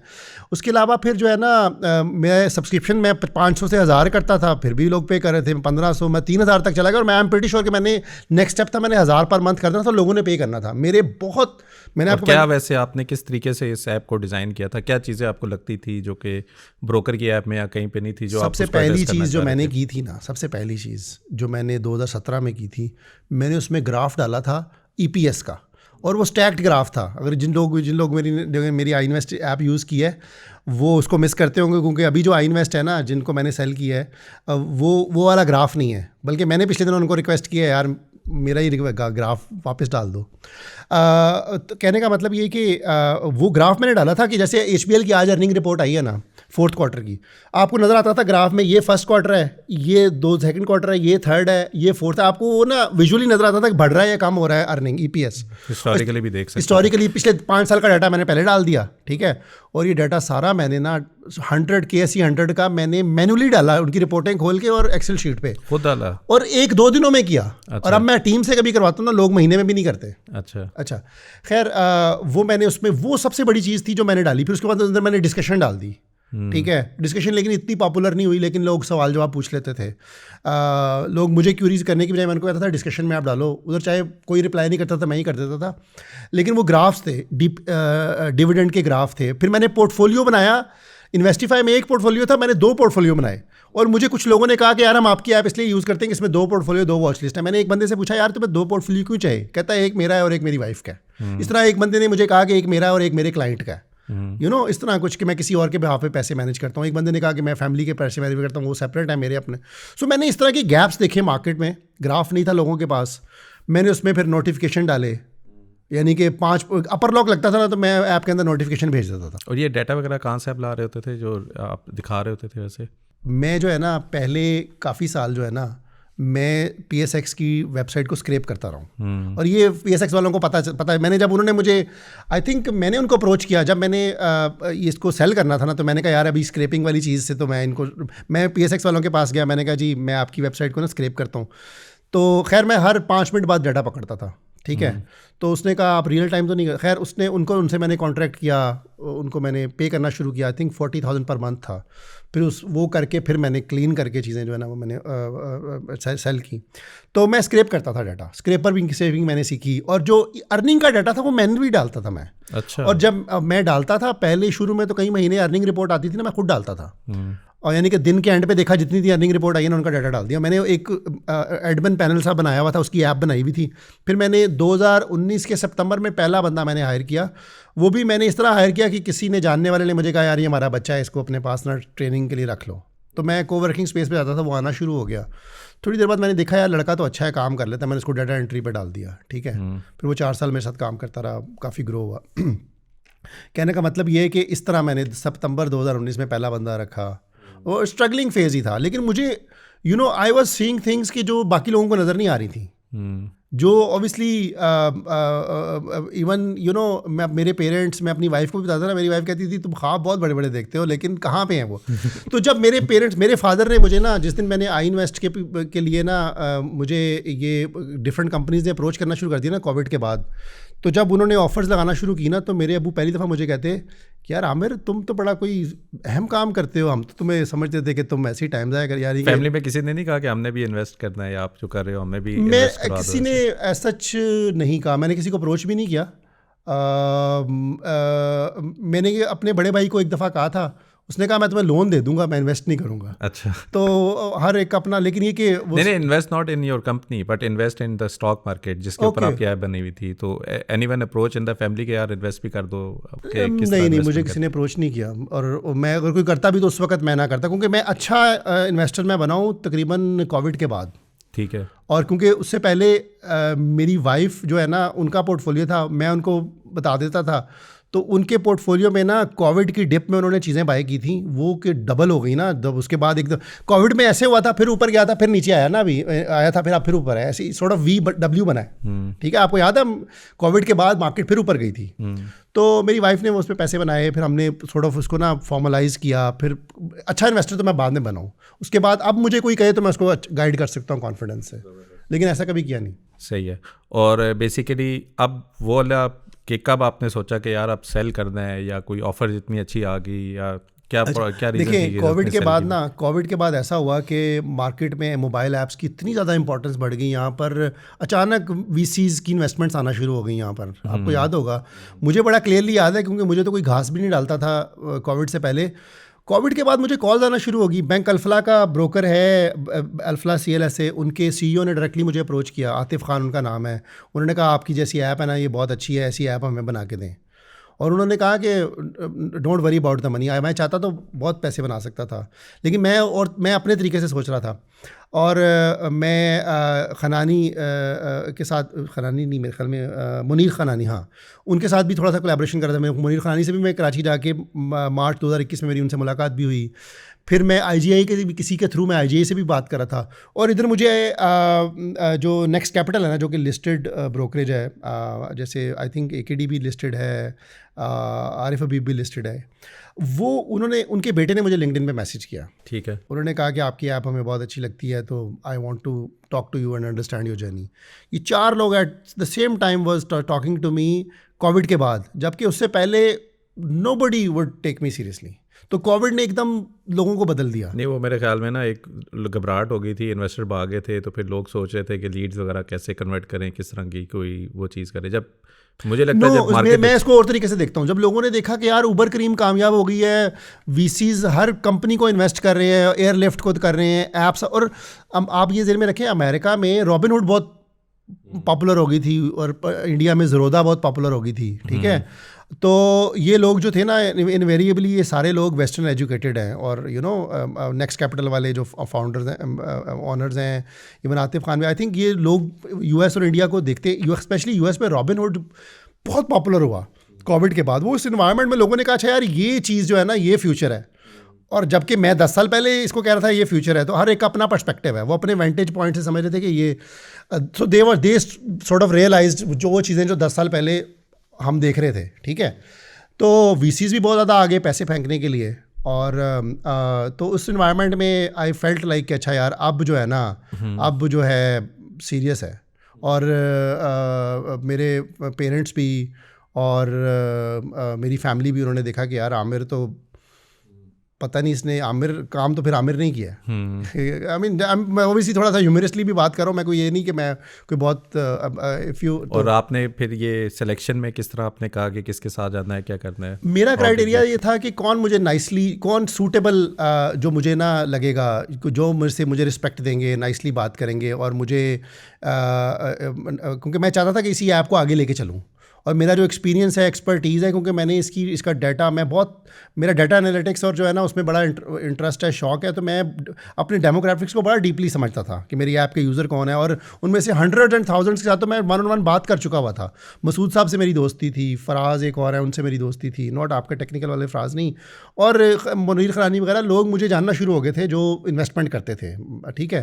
तो कहने का मतलब ये कि मैं इसमें इन्वॉल्व रहना चाहता था कि जो मुझे अच्छी डील दे और मुझे इन्वॉल्व रखे, मेरी एक्सपर्टीज़ को इस्तेमाल करे, और ताकि ये ऐप और आगे जाए। तो उसमें से जो अल्फला CLSA है, तो वो तो क्लियरली उन्होंने तो मुझे क्लियरली बताया था कि हम ऐसी ऐप अपने लिए बनाना चाहते हैं। तो वो मैं इक्विटी में इंटरेस्टेड था कि यार ये ऐप जो है ना, इसको बिलियंस में जाके इसको कहीं इसकी वैल्यूएशन पे इसको सेल करें, यानी कि इसको आगे लेके चलें, ठीक है। तो अगर मैं ज़ीरो से इसको करोड़ों तक ले आया हूँ, तो लेके इसको आगे लेके चलते हैं, you know dozens of crore या आगे अरबों की सोच रहा था मैं, ठीक है।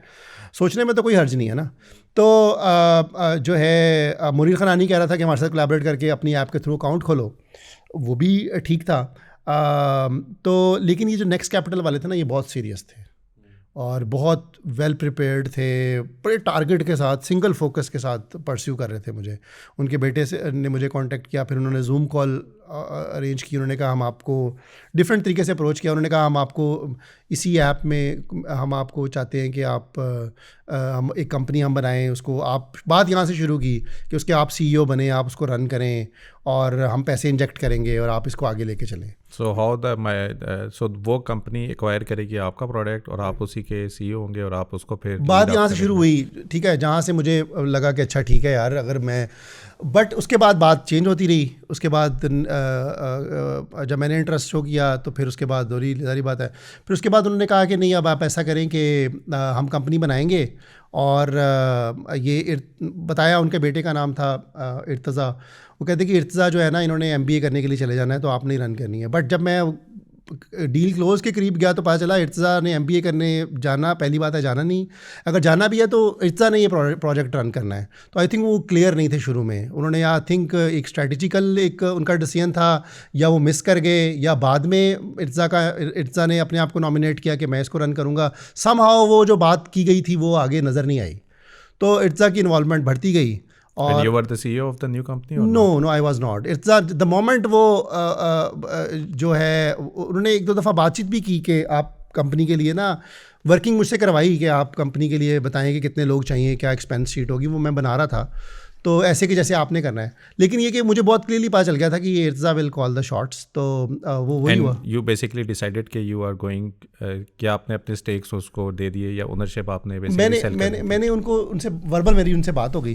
उन्होंने मुझे पहले कहा कि आप ना हम नई कंपनी बनाएंगे, 10% आपको शेयर्स देते हैं, आप नई कंपनी बनाएं, उस पर काम करें, ठीक है, इर्तज़ा विल रन इट. ये बात क्लियर हो गई थी. So basically the deal was 10% in the new company और आपको x amount of money for the current application with the users. Current application की बात बाद में ऐसे हुआ ना कि उन्होंने मुझे कहा कि नई कंपनी हम बना लेंगे, कहते हम आपकी ऐप नहीं खरीदते, आपकी वैल्यूएशन बहुत ज़्यादा है, ठीक है. मैंने कहा ठीक है. उन्होंने कहा हम नई कंपनी बनाते हैं. मैंने कहा अच्छा नई कंपनी बनाएंगे, उसमें मुझे शेयर्स दे देंगे कि नई कंपनी स्टॉक मार्केट से रिलेटेड है, तो मेरा तो कॉन्फ्लिक्ट ऑफ इंटरेस्ट होगा, मेरी अपनी ऐप भी है.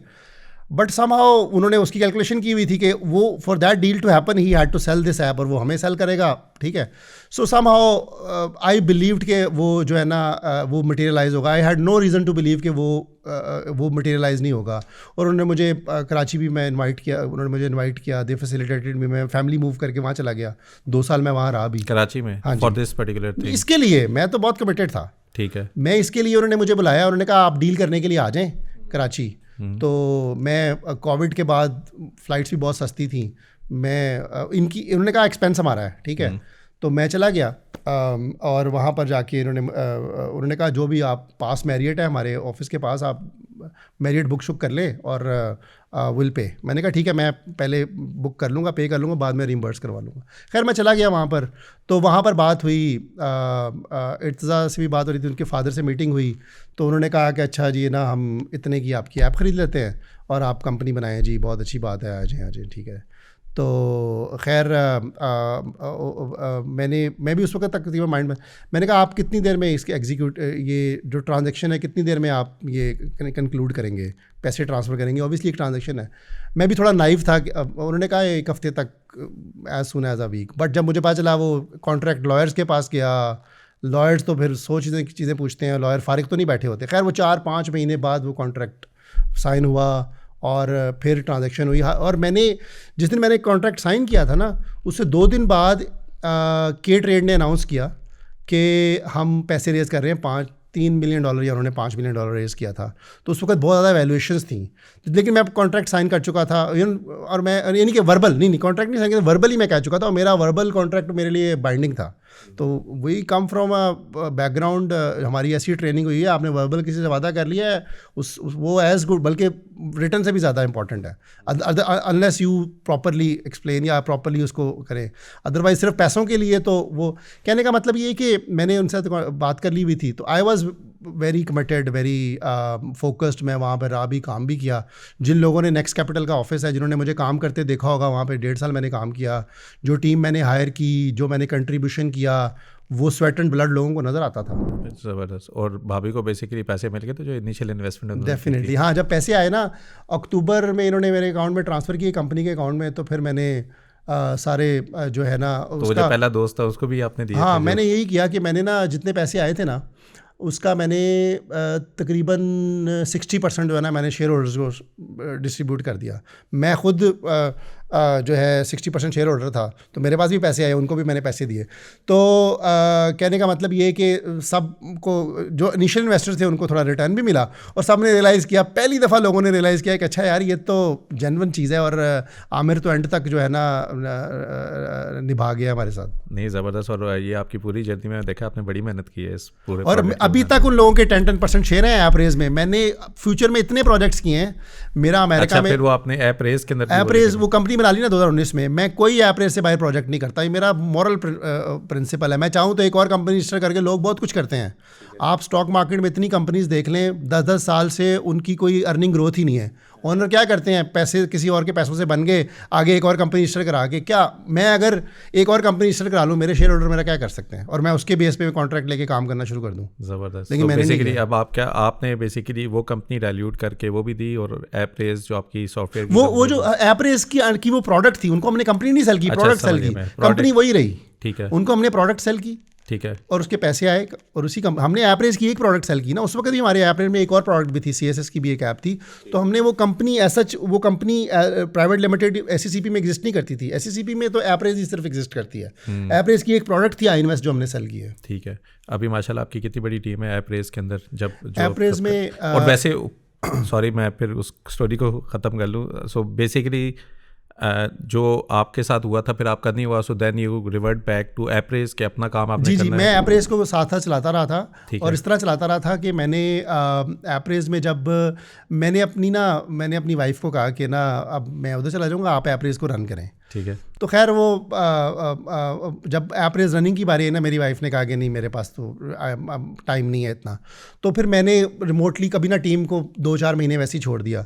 उसके बाद ना मेरे एक फ्रेंड थे, बल्कि मेरे स्टूडेंट थे लम्स में कोर्स के ना, उन्होंने मुझे कहा कि ना आप ना मेरी सिस्टर आजकल फारिग हैं, आप उनको ना कोई इंटर्नशिप दे दें, अब पे भी ना करें, बस डाइवर्जन के लिए ना आप उनको ताकि वो थोड़ा बिज़ी रहें। मैं चाहता हूँ कि वो बिज़ी रहें थोड़ा सा ना।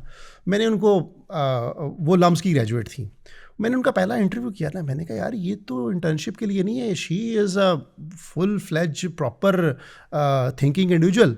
मैंने पहली दिन मीटिंग में ही ना मैंने अपनी वाइफ को बताया, मैंने कहा कि ये जो लड़की है जिसका मैंने इंटरव्यू किया ना, मुझे उसमें बड़ा स्पार्क नज़र आया।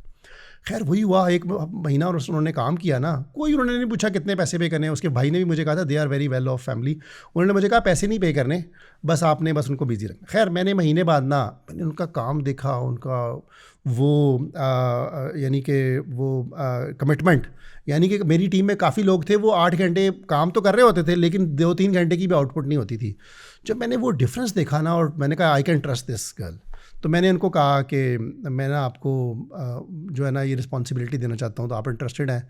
मैंने कहा मैं आपको शेयर्स दूंगा। मेरा वो शेयर्स वाला फार्मूला अभी भी था, मैं बिलीव करता हूँ कि ऑनरशिप पे मैं सबसे ज़्यादा ऑनरशिप पे बिलीव करता हूँ। तो उन्होंने कहा ठीक है, डोंट माइंड। मैंने कहा मैं लाहौर आ रहा हूँ, मैं आपके घर आता हूँ, क्योंकि उनके भाई के साथ उनके भाई मेरे दोस्त थे, स्टूडेंट थे, दोस्त भी बन गए। मैंने कहा मैं आपके घर आके बातचीत करता हूँ। तो मैं और मेरी वाइफ और वो भी उनके घर, उन्होंने हमें डिनर पे बात हुई। मैंने उनको कहा कि इस तरह मैं आपको ये सैलरी दूंगा और मैं आपको 2 साल में 10% of the new shares issue करेंगे आपको। उन्होंने कुछ नहीं कहा, मैंने जो कहा उन्होंने कहा ठीक है ओके। ये ऐपरेज की बात करें? ऐपरेज में मैंने कहा ऐपरेज की आप ऐपरेज की CEO बन के रन करें। और ये आपकी वाली डील हो गई थी, ये जो इस वक्त मैं ऐपरेज इधर सेल कर चुका था, सॉरी मैं iInvest सेल कर चुका था। We had money in the bank. मैं कराची में कमा रहा था और मेरे पे एक मोहर लगी हुई थी कि यार ये सर्टिफाइड एंटरप्रेन्योर है ये बंदा, यानी कि मैं कॉन्फिडेंस में था ना। एक बंदे की लेट्स सपोज अब लोग समझेंगे शायद बड़ी छोड़ रहा है, लेकिन ये कि इस तरह समझ लें एक बंदे की एक मूवी हिट होगी है, वो कैसे फील करेगा? वो कहेगा यार मैं तो कल को एक और मूवी भी बना सकता हूँ। उसका माइंडसेट तो यही कहेगा ना। तो मैंने कहा यार, तो खैर मेरे पास we had money in the bank. मैंने जो पैसे आए, मैंने कोई गाड़ी नहीं खरीदी, कोई घर नहीं खरीदा, कहीं रियल एस्टेट में इन्वेस्टमेंट नहीं की। पुट माई हेड डाउन, एक आध होटल में खाना खा लिया होगा, कोई 2-4 हज़ार की। मैं I am very Memon in that sense, क्योंकि पता है यार cash flow is the king. तो खैर मैंने उनको मैंने CEO बना दिया। लोगों ने मुझे कहा यार कि ये क्या तुम कर रहे हो, इनएक्सपीरियंस लड़की है। मैंने कहा जो मैंने देख लिया है ना वो मैंने देख लिया है, और मेरा डिसीजन 100% राइट था। वो उन्होंने एलिया उनका नाम है, उन्होंने 1 साल में मेरी ऐपरेज को उठा के वो पर ले गई। मैं मौजूद ही नहीं, मैं एब्सेंट हूँ। और उनकी ऑनेस्ट यार मज़े की बात हूँ, she is the CEO of the company, और मुझे मैसेज करके कहती थी कि मैंने 1 घंटे पे डॉक्टर की अपॉइंटमेंट के लिए जाना है, मैं चली जाऊँ। मैंने कहा यार you don't need to ask for this. कहती नहीं मेरी कमिटमेंट ऐसी है। तो शी वॉज वेरी ऑनेस्ट। तो ऐसे लोग भी होते हैं। तो मैं I was just very impressed. और फिर खैर उन्होंने मेरी गैर मौजूदगी में कंपनी को आगे उठाया। मेरी जो CSS की प्रोडक्ट थी उसमें वो ऐसा फीचर डाले कि वो भी भागना शुरू हो गई, और कंपनी में डिसिप्लिन लेके आई, HR में यानी कि एम्प्लॉयज़ की प्रॉपर चीज़ें, यानी कि थोड़ा सा सिस्टम्स को लेके आई, और बहुत अच्छे तरीके से रन किया। यानी कि टीम को देखना शुरू कर दिया। 4-5 लोगों की टीम थी, टीम को डेली मीटिंग होती थी, शाम को चेक किया क्या क्या काम किया, सो दैट मैं तो अवेलेबल नहीं था। तो इस तरह ये हुआ कि ऐपरेज चलती रही। ज़बरदस्त। तो जब मैं वहाँ से नेक्स्ट कैपिटल से छोड़ के आया तो मैंने ऐपरेज को दोबारा संभालना शुरू कर दिया। मैंने उनको कहा आप CEO रहे, मैं CTO बनूंगा। ठीक है। तो लेकिन ऐसा हुआ कि 1-2 महीने बाद she had to go back to Canada, तो वो उन्होंने कहा कि अब मैं ना मुश्किल हो जाएगा समहाउ, वो कोइंसाइड भी इस तरह किया, तो खैर उनको भी मैंने शेयर्स दिए फिर। और अभी उनके शेयर मैंने SECP में अभी रजिस्टर नहीं करवाए, लेकिन हमारी बुक्स में खड़े हैं वो अभी भी। हमारा जो, अगर आप हमारी प्रेजेंट, तो वो शी नोज़ के she has the shares, I know I have, she has the shares. Commitment is commitment. अब थोड़ा सा मैं अगेन फाइनेंशियल उसके ऊपर जाऊंगा कि अगेन पाकिस्तान में ज़्यादातर हमें नज़र आता है कि लोगों को इन्वेस्टमेंट और उसकी तरफ नहीं था। ऑब्वियसली आपका भी एक इंटरेक्शन रहा है डायरेक्ट यूज़र से, and you have seen the market very closely as well. How do you see Pakistani nation not into investment? क्यों आपको लगता है कि अभी तक लोग इस साइड पे ज़्यादा नहीं आए हुए से? अच्छा, अब आपने जो सवाल पूछा है ना, मैं थोड़ा सा सोशल साइंटिस्ट भी हूँ। मैं यूनिवर्सिटी का बैकग्राउंड है, फ़िलासफ़ी के, हिस्ट्री के कोर्सेज़ भी लिए हैं, शौक़ भी बहुत है हिस्ट्री पढ़ने का, तो किताबें पढ़ने का बहुत शौक़ है। तो चीज़ें बड़ी ना सोसाइटी को ऑब्ज़र्व डीपर लेवल पे करने का एक शौक़ है। ये जो हमारी सोसाइटी है ना, ये पोस्ट कॉलोनियल सोसाइटी, ये जो ब्रिटिश के बाद यहाँ पर ना, ये सोसाइटी बहुत ज़्यादा ना समझ लें कि बहुत पीछे है हमारे मेंटली तौर पे ना। पाकिस्तान में लोग सिस्टम नहीं बनाते, दिहाड़ी लगाते हैं।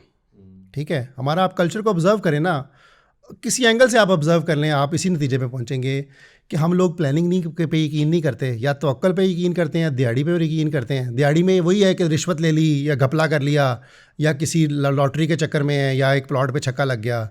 यानी कि हम सिस्टमेटिकली चीज़ों पे वर्क नहीं करते ना हम एजुकेशन हासिल करते हैं। मैं कह रहा हूँ ब्रॉडली 25 करोड़ में से कितने लोग हैं जो प्रॉपर एजुकेशन कर लेते हैं, या उनके पेरेंट्स कहते हैं कि बेटा आपने मैथ पढ़ना है, आपने ये हिस्ट्री पढ़नी है। कितने लोग सो इस पर्सपेक्टिव से आप आए ना, तो पाकिस्तानी लोग प्लानिंग नहीं करते। अभी भी मैं समझता था कि इतना शऊर आने के बाद लोग बेहतर होंगे। पिछले 10-15 साल में सोशल मीडिया ने क्या चीज़ अवेलेबल नहीं की, लेकिन मज़े की बात है लोग बेहतर नहीं हुए, लोग पीछे गए हैं। मैं अभी अपनी जनरेशन के आगे बच्चों को देखता हूँ ना, हमारा गांव से तल्लक है और हम गांव में आते जाते हैं, पत्तों की हमारा एरिया है, हमारा अभी भी वहाँ पे घर है, तो हम आते जाते हैं ना, तो लोगों के साथ इन टच हूँ मैं।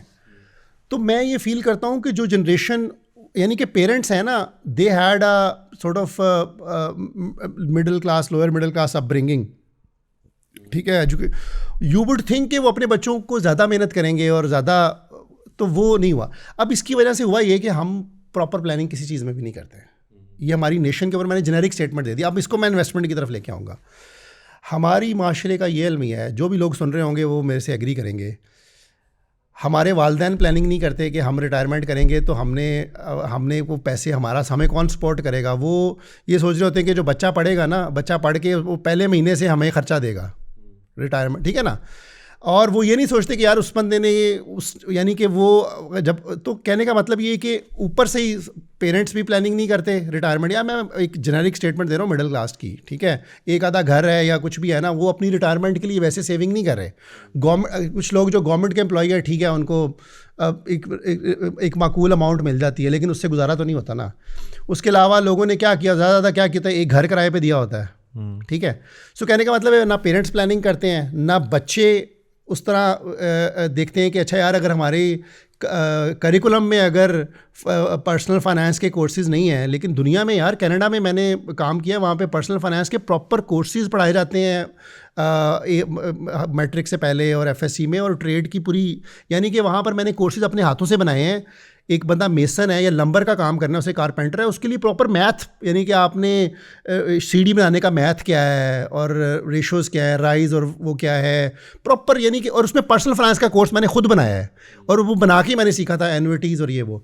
तो हमारे ना हमारे स्कूल्स में है ना कॉलेज में है इसकी पर्सनल फाइनेंस की एजुकेशन। ठीक है, मैं समझता हूँ कि लम्स वगैरह या नस्ट जो है, ये यूनिवर्सिटीज़ को कौन रोक रहा है कि आप एक पर्सनल फाइनेंस का कोर्स लोगों को कंपलसरी करें या बहुत इनकरेज करें? कौन रोक रहा है इनको कि यार बच्चों को समझाएं, सिखाएं कि कैश फ्लो क्या होता है, आप बैंक से लोन लेते हैं तो कैसे पे करते हैं, कैसे 2 लोन्स को आपने कंपेयर कैसे करना है। अब कनाडा में ये सिखाते हैं कि आपको 3 लोन्स ऑफर हुए हैं, आपने घर पे लेने हैं, तो आपने कंपेयर कैसे करना है, किसका इंटरेस्ट रेट कम है, किसका कम है, क्योंकि बैंक्स तो आपको घुमा के कैश फ्लो बताते हैं। यानी कि बैंक ने आपको कैश फ्लो दिया ना कि 10 साल में आपने इस तरह पैसे पे करने हैं। You should be able to calculate back and find out कि मैं इसको कितना इंटरेस्ट पे कर रहा हूँ।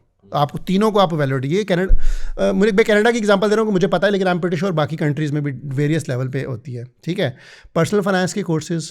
फिर मैंने पाकिस्तान में थ्रू एक्सपीरियंस मैंने देखा है बहुत सारे काबिल डॉक्टर, इंजीनियर, प्रोफेसर्स देखे हैं, बहुत ज़िंदगी भर पैसा कमाया है, लेकिन दे don't have the comfort in their, उनके बैंक में इतना पैसा नहीं है कि 6 महीने जॉब चली जाएगी तो क्या करना है, क्यों नहीं है, पता ही नहीं है कि सेव कैसे करना है, इन्वेस्ट कैसे करना है, पता ही नहीं है कि यार ये जो आप आज इतने पैसे कमा रहे हो, कल को जॉब ख़त्म हो जाएगी, बीमारी आएगी तो क्या करेंगे, वो सेंस ही नहीं है।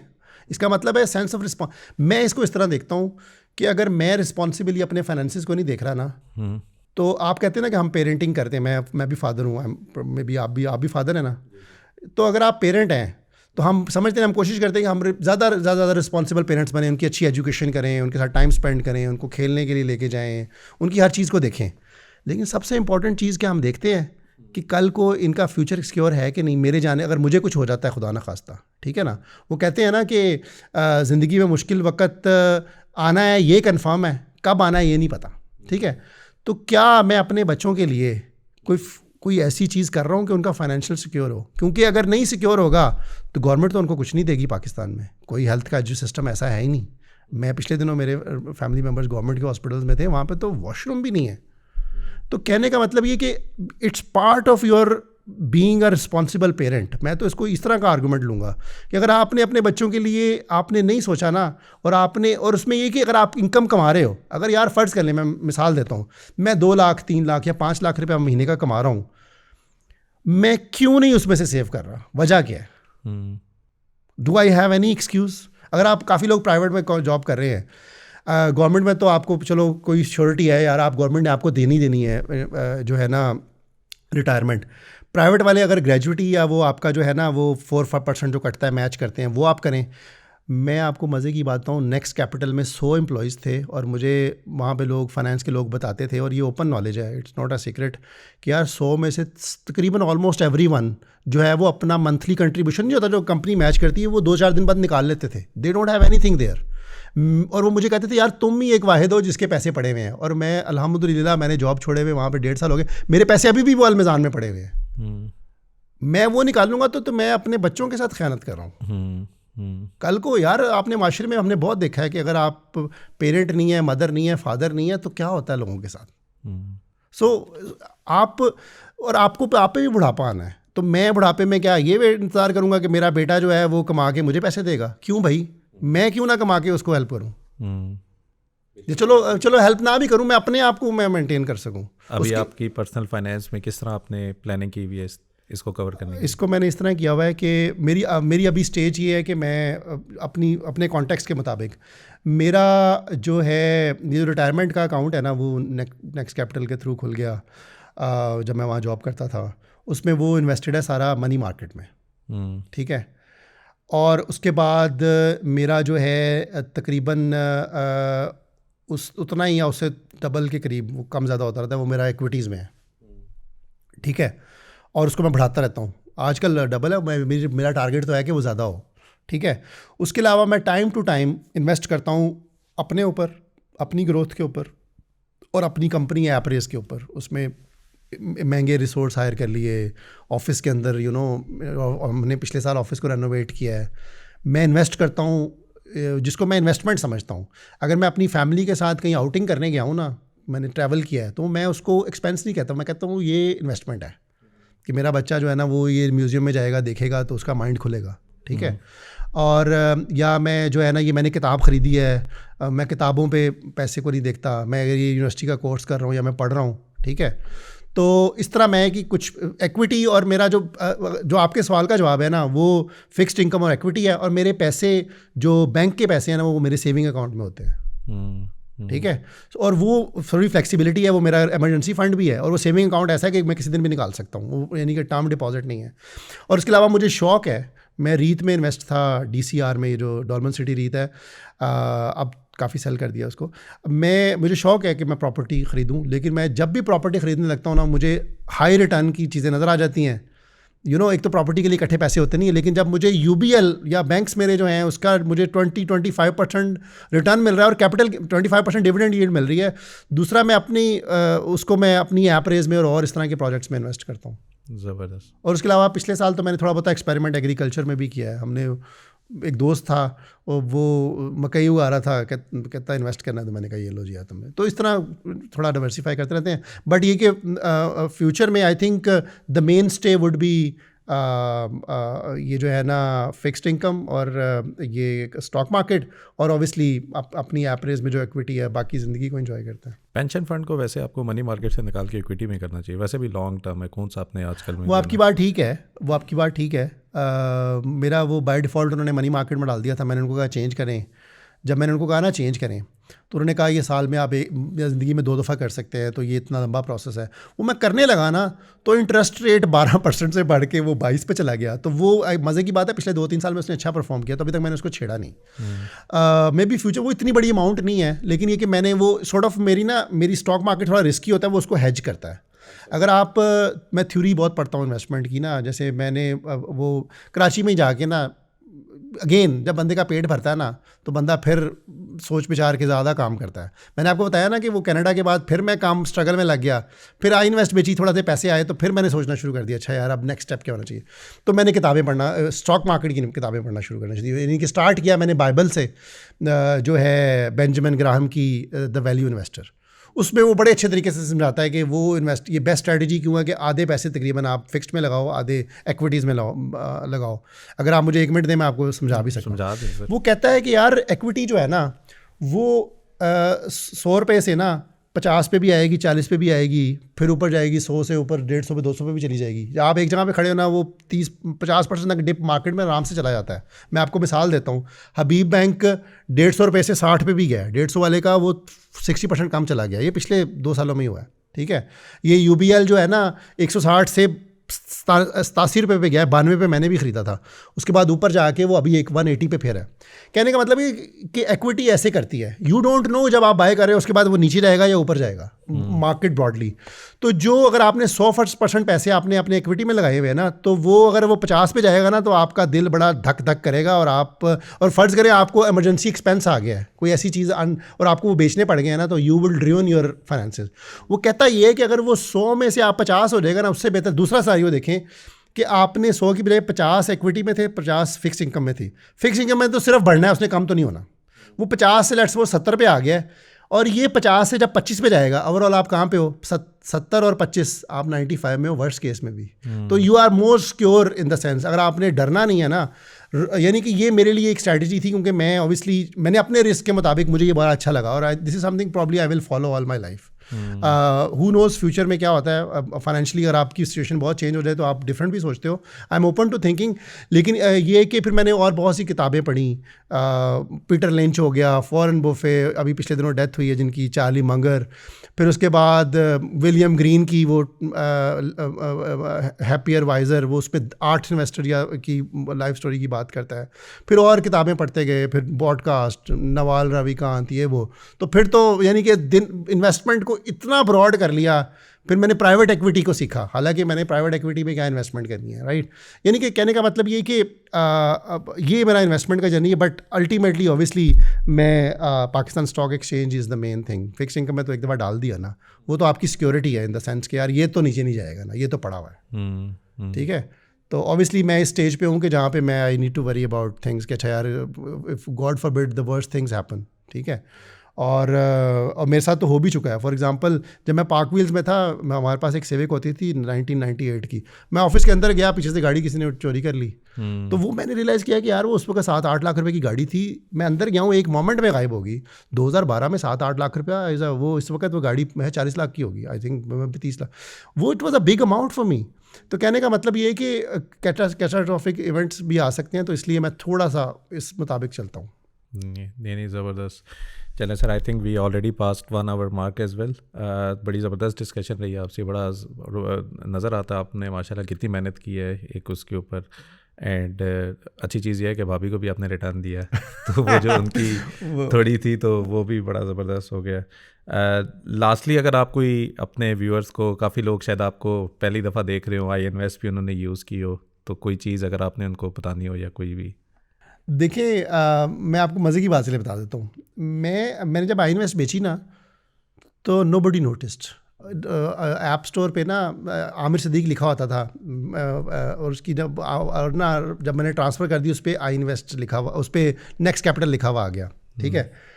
किसी ने मुझे कॉल नहीं की, किसी ने मुझे मैसेज नहीं किया कि सर आपने बेच दी है, कैसा हुआ, सिवाय में भी एक आधा बंदा होगा। डॉक्टर मसूद साहब को जब पता चला उन्हें अच्छा नहीं लगा, उन्होंने कहा यार तुमने सोने की चिड़िया बेच दी है, क्या कर दिया तुमने।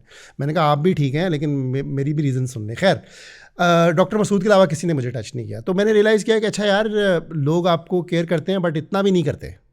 ठीक है, ये ऐसे ही है ना कि अभी आप अचानक पॉडकास्ट करना छोड़ दें, सरमाया गायब हो जाए, कोई आपको टच भी ना करे, कॉल भी ना करे, तो but that does not mean कुछ लोग उसके बाद, यानी कि जब काफ़ी, तो मैंने रियलाइज, मुझे बड़ा अच्छा लाइफ लेसन मिला कि यार कोई भी चीज़ इतनी ज़्यादा आपकी पर्सनल उसको लेके ना आप ज़िंदगी को नॉर्मल तरीके से गुजारें ना, आप बहुत ज़्यादा ऊपर उठते हैं ना नीचे उठते हैं।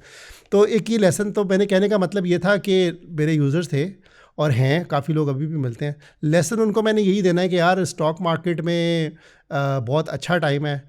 पाकिस्तान में जो सबसे अच्छा अगर मैं मैसेज किसी को दूँ ना, तो यार पाकिस्तान में कंपनीज़ बनाओ, पाकिस्तान में फॉर्मल काम करो। अगर आपकी कंपनी रजिस्टर्ड नहीं है ना, आपने कोई फार्म भी रन कर रहे हो, आप कोई भी काम कर रहे हो, अगर आपने प्राइवेट लिमिटेड या प्रॉपर कंपनी नहीं बनाई ना, आप रिटर्न नहीं कर रहे, you are losing out on a lot of things. और कंपनी को फॉर्मलाइज़ करो। आप ये नहीं कि कोई नौकरी, आमिर सिद्दीकी की कोई नौकरी नहीं कर रहा, दे आर एम्प्लॉई ऑफ एपरेस, और उसको फॉर्मलाइज़ करो, उससे फिर बहुत ग्रोथ आएगी। आपको लोग ज़्यादा रिस्पेक्ट देंगे कि आपकी कंपनी है, आप कोई दुकान नहीं चला रहे। ठीक है, और ये जो पाकिस्तान के बाहर एक्सपेट्रिएट्स बैठे हुए हैं, बहुत से लोग हैं जिनके पास पैसा है। जैसे मैंने आपको बताया चंद 10 लाख रुपए मैंने रेज़ किया तो आई इन्वेस्ट को लाइफ लाइन, ब्लड लाइन मिल गई। मैं लोगों को देखता हूँ, लोगों के पास बहुत ज़्यादा पैसा ज़ाया कर रहे होते हैं। मुझे ये सोच के लगता है कि यार यही पैसा किसी एंटरप्रेन्योर के हाथ में होता ना, मेहनत करने वाले एंटरप्रेन्योर पे। वैसे बहुत कम लोग हैं जो पैसे को उस तरह प्रॉपर तरीके से निभाते हैं, लोग ज़्यादातर दिहाड़ी के चक्कर में ही होते हैं। तो मैं ये नहीं कह रहा कि हर बंदा आपके पैसों को बड़ा अच्छे तरीके से करेगा। ठीक है, बट ये कि फिर भी आप ढूंढें, रिस्क लें। ठीक है, और इससे पाकिस्तान में एंटरप्राइज जॉब्स भी क्रिएट होंगी, इकोनॉमी फ्लरिश करेगी। तो आप और जो कंपनियां लिस्टेड हैं उसमें इन्वेस्ट करें। वो जैसे आप भी कह रहे थे, मैं आपकी पॉडकास्ट पे सुनता रहता हूँ कि यार बैंक अल्फला है, यार सैकड़ों प्रोफेशनल्स मेहनत करके कंपनी रन कर रहे हैं, आप उसके शेयर्स खरीद लो यार, पैसे कमाओ, देखो उसके कितना रिटर्न है। आप पिछले 10 साल का रिटर्न तो देखो इन कंपनीज़ का। तो प्रोफेशनल है, पैसा उन पे लगाओ यार, फजूल चीज़ों पे पैसा रखने की बजाय। आई डोंट नो, लोग पता नहीं क्या क्या हवाई चीज़ों के ऊपर पैसा लगा रहे होते हैं, प्लॉट फाइलें यार, एक वो स्कैम्स हो रहे हैं उस पर वो पैसे लगा रहे हैं और 10-10 साल से पैसे स्टक हैं। स्टॉक मार्केट में पैसा आपके हाथ में, मैं अभी बटन दबाऊँ ना, अगर मार्केट ओपन है, अभी बंद हुई है, तो मैं अपने सारे पैसे सेल करके मैं उनको कहता 2 दिन में मेरे अकाउंट में पैसे भी भेज सकते हैं। तो it's as real as that. तो फॉर्मलाइज़ करें इकोनॉमी को। स्टॉक मार्केट सिर्फ पाकिस्तान की नहीं है, और भी दुनिया की है। अमेरिका में करें आप, अगर आपको पाकिस्तान, काफ़ी लोग कहते हैं नहीं पाकिस्तानी इकोनॉमी क्या है जी, जो कंपनियाँ तो कुछ है नहीं, वो एक लंबी बहस है, कुछ हद तक उसमें उनका आर्गूमेंट भी अच्छा है, लेकिन पाकिस्तानी कंपनियाँ किसने बनानी है? मैंने और लाइक साहब और आप जैसे लोगों ने बनानी है ना, तो बनाएं। नहीं बिल्कुल सही। और नहीं, काफ़ी लोग जो शायद आई इन्वेस्ट यूज़ कर रहे हो उनको शायद पता भी ना हो कि ये इतनी बड़ी चेंज हुई है। आपने शायद फॉर्मल अनाउंसमेंट भी कोई इस तरह नहीं, हमने नहीं की, वो कभी लिखी गई थी लेकिन वो हुई नहीं अनाउंसमेंट कभी, मैंने भी। लेकिन वो मैं वैसे कह रहा हूँ, आपका एक थोड़ा है कि लोगों ने शायद नोटिस नहीं किया, इसीलिए नहीं किया क्योंकि आपने बताया ही नहीं, शायद अभी शायद उनको पता चल गया हो, लेकिन वो आपका होना कि उनको पता ही नहीं चला या उन्होंने कभी रीच आउट नहीं किया, शायद इसीलिए नहीं किया क्योंकि आपने बताया ही नहीं। सो होपफुली आपकी आज की पॉडकास्ट की बात काफ़ी लोगों के मैसेजेस आपको आएंगे कि आपकी इतनी अच्छी एफर्ट थी, इतना लोगों को उस पर हेल्प भी मिली होगी, एंड ऑब्वियसली लोगों ने पैसे भी बनाए होंगे। ऑब्वियसली जो एनालिटिक्स आप दे रहे थे उससे लोगों को बेनिफिट भी मिला होगा। चलिए sir, thank you very much. I hope आप लोगों को ये पॉडकास्ट अच्छी लगी हो। कोई भी कमेंट सजेशन हो प्लीज़ आप कमेंट सेक्शन में ज़रूर लिखिएगा, and we will see you in next episode. Thank you.